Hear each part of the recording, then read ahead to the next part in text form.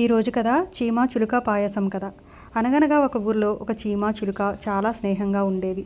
ఒకరోజు వాటికి పాయసం తినాలి అనిపించింది. చీమ ఏమో బియ్యం నూకలు పంచదార తెచ్చింది. చిలకేమో కట్టెలు చట్టి నిప్పు తెచ్చింది. చీమ నిప్పంటించింది, చిలుక పాయసం వండింది. అయితే చీమకి మహా తొందర. అది గబగబా చెట్టెక్కి పాయసం తిందామని చెప్పి అందులో పడి చచ్చిపోయింది. చిలుక కూడా ఆత్రంతో పాయసంలో ముక్కు ముంచింది. ఇంకేముంది, ముక్కు చుర్రును కాలింది. అది కుయ్యో మొర్రోమని ముక్కు విదుల్చుకుంటూ రావి చెట్టు మీదకు పోయి కూర్చుంది. రావి చెట్టు చిలుకను చూసి కొంచెం గేలిగా నవ్వుతూ, చిలకా చిలకా ఏం విచారంగా ఉన్నావు అని అడిగింది. చిలుకకు విసుగేసి, ఏం లేదు, నేను చీమ పాయసం వండుకున్నాము. చీమ పాయసంలో పడి చచ్చిపోయింది. నాకేమో ముక్కు కాలింది అని ఇంత పొక్కిళ్ళుపోతున్న నీ ఆకులు రాలిపోకూడదు అంది. చిలుక ఆ మాట అనగానే రావి చెట్టు ఆకులు జలజల రాలిపోయాయి.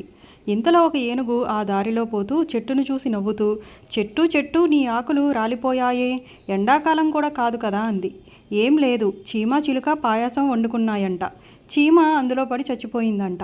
చిలుక ముక్కు కాలింది. వాళ్ళని చూసి ఎక్కిరించిన నాకు ఆకులు రాలిపోయాయి.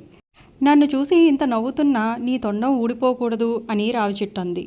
రావి చెట్టు అలా అనగానే ఏనుగు తొండం ఊడి కింద పడింది. పాపం అది ఏడుస్తూ చెరువు దగ్గరికి పోయి కూర్చుంది. చెరువుకు తొండం లేని ఏనుగును చూసేసరికి నవ్వాగలేదు.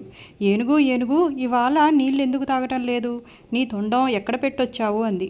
ఎక్కడా పెట్టలేదు, చీమ చిలక పాయాసం వండుకున్నాయంట.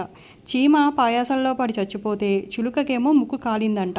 చిలుకను వెక్కిరించిన రావి చెట్టుకు ఆకులు రాలాయి. రావి చెట్టును చూసి నవ్విన నాకు తొండం ఊడింది. నన్ను చూసి ఇంత వెటకారం చేస్తున్న నీ నీళ్లు కూడా ఎండిపోకూడదు అంది.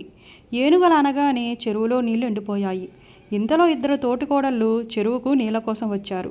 నీళ్లు లేకపోవడం చూసేసరికి వాళ్లకు నవ్వు ఆగలేదు.